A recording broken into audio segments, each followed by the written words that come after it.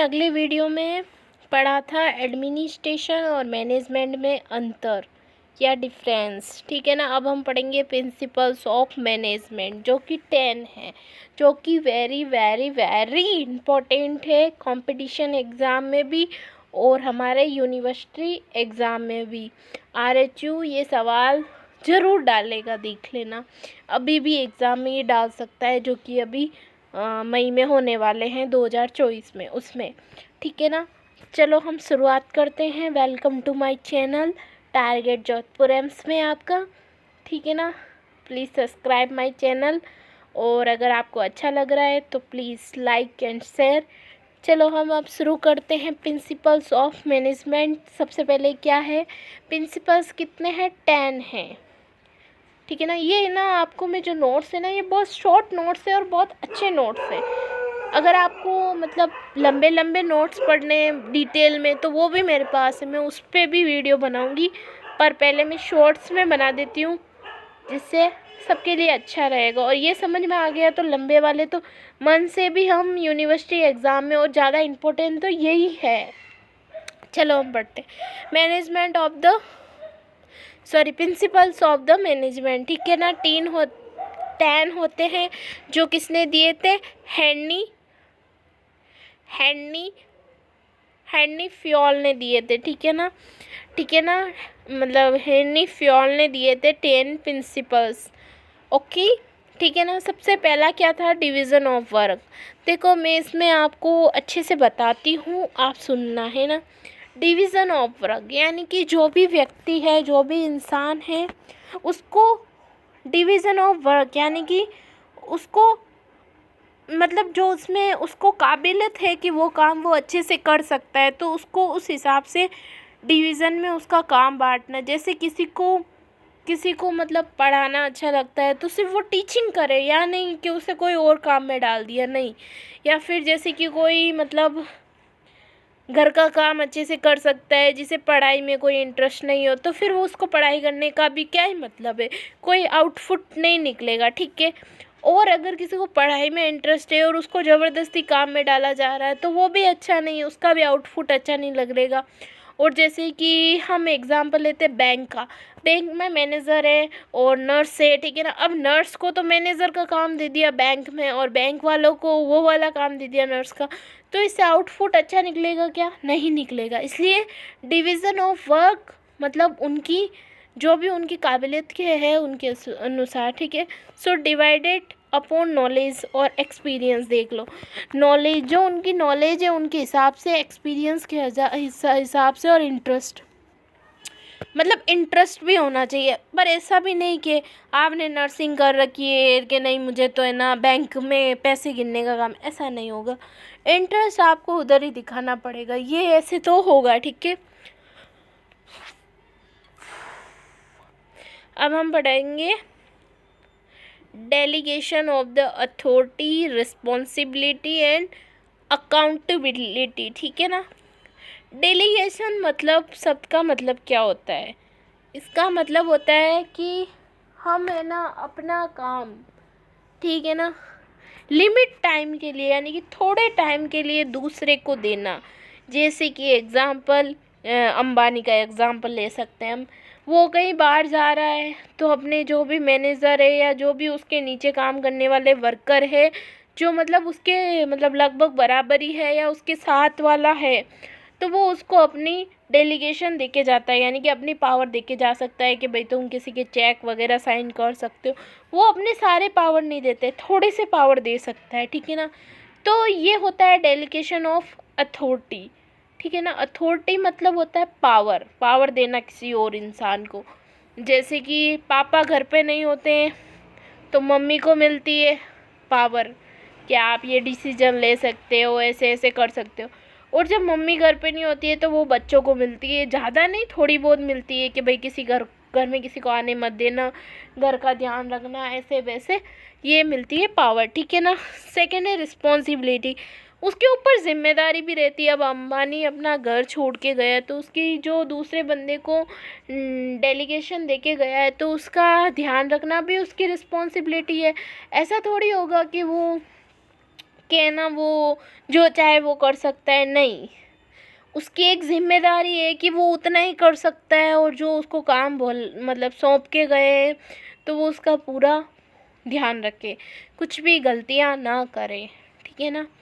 और अकाउंटेबिलिटी का मतलब होता है कुछ भी गलत हुआ सही हुआ तो उसका ज़िम्मेदार अब अंबानी नहीं रहेंगे, जो भी वो उनको जो हैंडल करके गए हैं काम को, वो रिस्पॉन्सिबिलिटी होगी, वो उसके पास पावर है, और वही अब क्या होगी, अकाउंटेबिलिटी यानी कि आंसरबिलिटी, यानी कि अब वही जवाबदेही होगा। मतलब अगर कुछ गलत हुआ तो वही उसका आंसर देगा। और वैसे जैसे कि हाँ, जैसे कि पापा वाला एग्ज़ाम, पापा घर पे नहीं है, मम्मी पे है, तो कुछ भी गलती हुई, बच्चों ने गलती की या कुछ भी नुकसान हुआ तो उसकी भी अब रिस्पॉन्सिबिलिटी या पावर कौन है, मम्मी के, मतलब मम्मी होगी, मतलब जवाबदारी देवी। ऐसे हम किसी भी ऑफिस में, बैंक में, किसी का भी एग्जाम्पल लेके हम इसको अच्छे से समझ सकते हैं। अब आपको पता तो चल ही गया होगा कि डेलीगेशन ऑफ अथॉरिटी, रिस्पॉन्सिबिलिटी और अकाउंटेबिलिटी क्या होती है, ठीक है। ये था सेकंड प्रिंसिपल, ठीक है ना। फर्स्ट क्या है, डिवीज़न ऑफ वर्क इंटरेस्ट के हिसाब से या एक्सपीरियंस या नॉलेज के हिसाब से डिवाइडेड करना वर्क को। और सेकंड क्या है, डेलीगेशन मतलब अपने पावर दूसरों को देना थोड़े समय के लिए, पावर, अथॉरिटी, अकाउंटेबिलिटी, रिस्पॉन्सिबिलिटी, ये, ठीक है ना। अब थर्ड है यूनिटी ऑफ डायरेक्शन, ठीक है, आपने पावर दे दी, डिवीज़न कर मतलब वर्क दे दिया, डिवीज़न कर दिया, अब है डायरेक्शन, यूनिटी ऑफ डायरेक्शन, यानी कि एक डायरेक्शन होनी चाहिए, मतलब एक ही व्यक्ति उनको डायरेक्ट करना चाहिए। जैसे ऑफिस में एक ही बॉस होते हैं ना, वो सबको ऑर्डर देते हैं कि ये ऐसे ऐसे आपको करना है, वैसे एक ही डायरेक्शन होनी चाहिए, यूनिटी ऑफ डायरेक्शन, यानी कि एक डायरेक्शन। ऐसे नहीं जो भी आया वही डायरेक्शन दे रहा है, वही ऐसे क्या होगा कि काम सही से नहीं होगा। जैसे कि आप एग्ज़ाम्पल ले लो एक कंपनी का, ठीक है ना, वहाँ पे एक मालिक है, कंपनी का बॉस है, तो वो अपने एम्प्लॉय लोगों को दे रहा है कि आप लोगों को है ना, आप लोगों को सुबह 10 बजे आना। और एक और बॉस है, उन्होंने बोल दिया 9 बजे आना है। और एक और बॉस है, उन्होंने बोल दिया 8 बजे। अब जो पीपल्स से जो वहाँ काम करते हैं वो कौन से टाइम आएंगे, वो तो खुद ही कंफ्यूज हो गए कि 8 बजे आए, 9 बजे आए, 10 बजे आए। तो मतलब एक ही डायरेक्शन होनी चाहिए, एक ही बॉस होना चाहिए। 10-15 बॉस होने से वो काम अच्छा नहीं होगा, तो इसका मतलब होना चाहिए एक डायरेक्शन होनी चाहिए, ठीक है। तीसरा प्रिंसिपल। चौथा प्रिंसिपल है यूनिटी ऑफ कमांड, यानी कि एक ही कमांड होनी चाहिए। जैसे डायरेक्शन होती है ना, वैसे भी कमांड होती है। मतलब डायरेक्शन तो हमने बता दिया कि है ना, इस दिशा में आपको काम करना है, और उसको ऑर्डर देने वाला है जो ऑर्डर देता है ना, कमांड, मतलब आपको ये करना है, ये करना है, वो करना है, हाँ, तो वो हो गई यूनिटी ऑफ कमांड। एक ही जना कमांड देगा और उसके हाथ में ही सब कुछ होगा। जैसे कि ऑफिस में बॉस होता है, उसके हाथ में सब होता है। हॉस्पिटल में डायरेक्टर होता है, उसके हाथ में सब होता है। और प्रिंसिपल होता है स्कूल में या कॉलेज में, तो वहाँ पे भी डायरेक्टर, देखो स्कूल में तो प्रिंसिपल होता है तो उसके हाथ में सब होता है, कॉलेज वगैरह में डायरेक्टर होता है तो उसके हाथ में सब होता है, ठीक है। यूनिटी ऑफ कमांड भी आप लोगों को पता लग गई होगी। अब हम पढ़ेंगे subordination, interest rather than organisation of interest, ठीक है ना। इसका मतलब होता है जिससे काम करो उसका हित करना, मतलब सबऑर्डिनेशन इंटरेस्ट, यानी कि मतलब ऐसा अपना हित नहीं देख रहा है। जैसे कि हम हॉस्पिटल में काम कर रहे हैं ना, तो हम हॉस्पिटल वालों का हित देखना चाहिए कि भाई ऐसे नहीं कि है ना, हॉस्पिटल में काम कर रहे हैं तो क्या ये कैनुला ले लेते हैं, थोड़ी सिरिंज ले लेते हैं, बाहर भेज देंगे, नहीं, ऐसा नहीं करना है। हमें क्या करना है, वहाँ पे सब आइटम्स की बराबर सप्लाई रखनी है, सबको नाप जोप करके रखना है, अपने पेशेंट की केयर करनी है। मतलब हॉस्पिटल का भला देखना है, पेशेंट का भला देखना है, अपना भला नहीं देखना है, ठीक है ना। सबऑर्डिनेशन यानी कि काम, मतलब दूसरों का भला देखना है, खुद का नहीं, ठीक है ना। मतलब जैसा काम करे उसका हित करना है, जिसका हम काम कर रहे हैं जिसके अंडर में, उसकी हित करना है, उसका फ़ायदा करना है, खुद का नहीं। एक तो उस व्यक्ति ने हमें काम दिया, हम उसी के साथ धोखाधड़ी कर रहे हैं, ये तो गलत है ना। ठीक है, ये अपना था कितना 1 2 3 4 5 प्रिंसिपल हो चुके हैं अपने, ठीक है ना। अब 6 वाला क्या है, निमोरेशन। निमोरेशन का मतलब होता है इनाम देना, काम अच्छा होगा। मतलब कि देखो, प्राइवेट कॉलेज होती है तो वो अपने एम्प्लॉय को पैसे देती है कमाने के लिए, मतलब निमोरेशन यानी कि पैसे देना।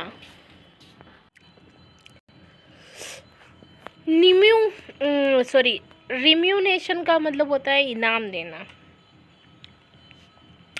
इनाम देना यानी काम अच्छा होगा तो हम इनाम देंगे।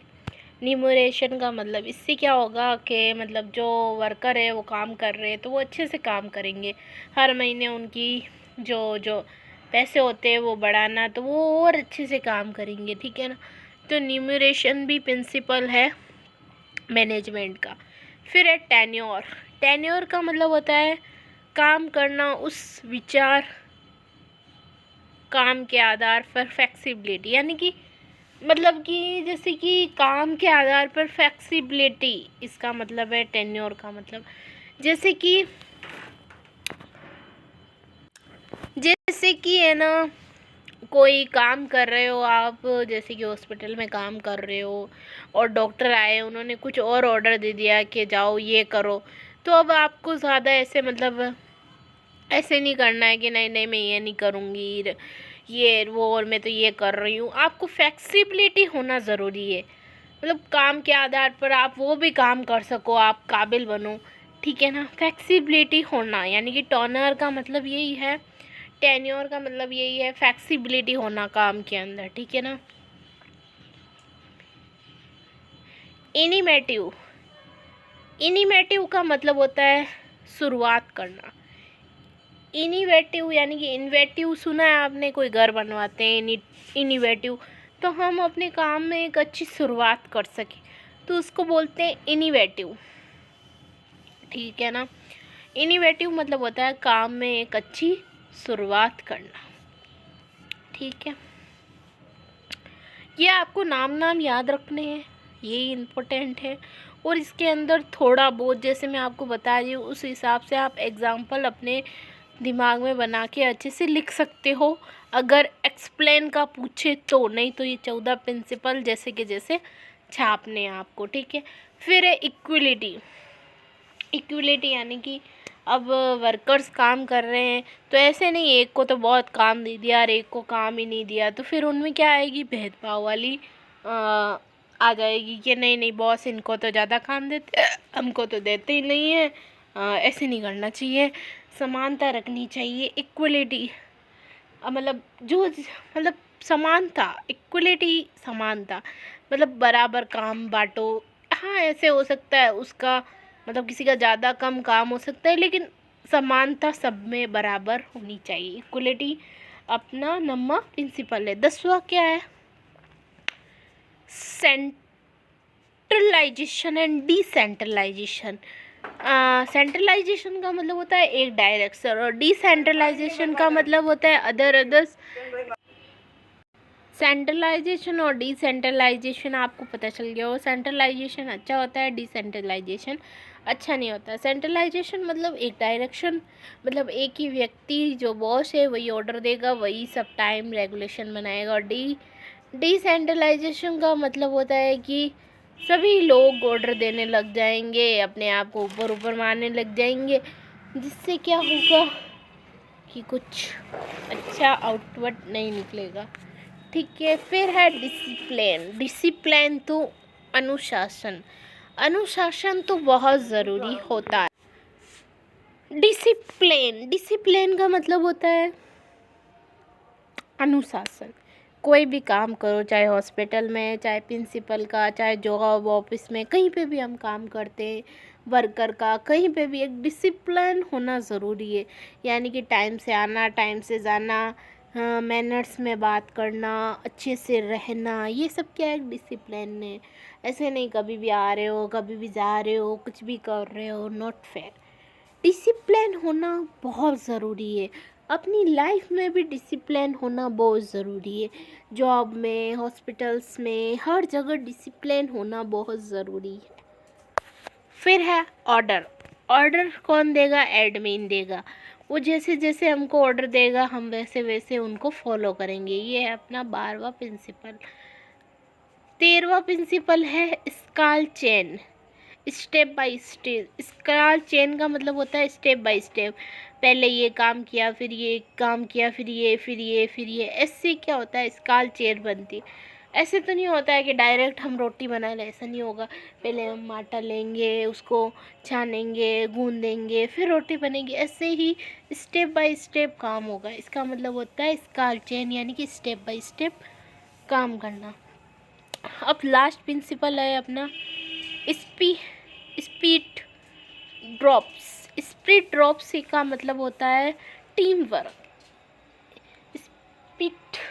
स्पिरिट ड्रॉप्स का मतलब होता है टीम वर्क, यानी कि अकेला इंसान तो क्या ही कर सकता है। अब हॉस्पिटल नर्स अकेली थोड़ी चला सकती है, डॉक्टर अकेला थोड़ी चला सकता है। एक टीम वर्क होती है। लैब वाला होता है, नर्स वाली होती है, और वर्कर्स होते हैं वहाँ पे, सफाई कर्मचारी होते हैं, सब मिलके ही वो काम कर सकते हैं।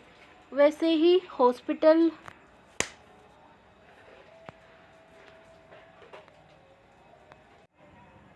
अब आपको पता चल गया होगा टीम वर्क क्या है। ये थे हमारे 14 प्रिंसिपल्स, जो कि वेरी वेरी वेरी इम्पोर्टेंट है university exam and not set या अदर ऑल कंपटीशन एग्ज़ाम में। ठीक है। प्रिंसिपल्स ऑफ मैनेजमेंट जो दिए थे हेनरी फ्योल ने। ठीक है ना। सबसे पहले क्या था? Direction of division of works, यानी कि काम के आधार पर बांटना। सेकंड था delegation of the authority, responsibility, accountability. Second third था यूनिटी ऑफ डायरेक्शन। फोर्थ था यूनिटी ऑफ कमांड। फाइव था subordination interest rather than organisation of interest. जैसे काम करे उसका हित करना चाहिए। सबसे पहले हॉस्पिटल का हित, खुद का हित नहीं सोना चाहिए। निमोरेशन, यानी कि जो भी व्यक्ति काम करेगा उसको पैसे मिलेंगे तो वो अच्छे से काम करेगा, इनाम मिलेगा तो वो और अच्छे से काम करेगा। उसकी जो जॉब में उसकी जो होती है मतलब सैलरी होती है, उसको इम्प्रूव करेंगे तो और अच्छे से वो काम करेगा। टेन्योर, यानी कि काम के अंदर फ्लेक्सिबिलिटी होनी चाहिए। मतलब ऐसे नहीं, उसको अगर आज कोई वर्कर नहीं आया तो उसकी जगह काम करना हो तो कर लेना चाहिए। फ्लेक्सिबिलिटी होनी चाहिए काम में। और इनिटिव मतलब कि शुरुआत करनी चाहिए हर चीज़ की। इक्वलिटी, यानी कि समानता। डिसेंट्रलाइजेशन एंड डिसेंट्रलाइजेशन का मतलब होता है सेंट्रलाइजेशन और सेंट्रलाइजेशन, यानी कि एक बंदा डायरेक्शन देगा। डिसेंट्रलाइजेशन यानी कि अदर्स, यानी कि सभी देंगे। तो सबसे अच्छा डिसेंट्रलाइजेशन होता है। डिसिपल और 11 था डिसिप्लिन, 12 ऑर्डर और 13 स्काल चेन, यानी स्टेप बाय स्टेप। और फिर था स्पीड ड्रॉप। ये थे अपने 14 प्रिंसिपल्स। आई होप आपको पसंद आए होंगे। Thank you so much. अब हम आगे पढ़ेंगे गैन चार्ट नेक्स्ट वीडियो में।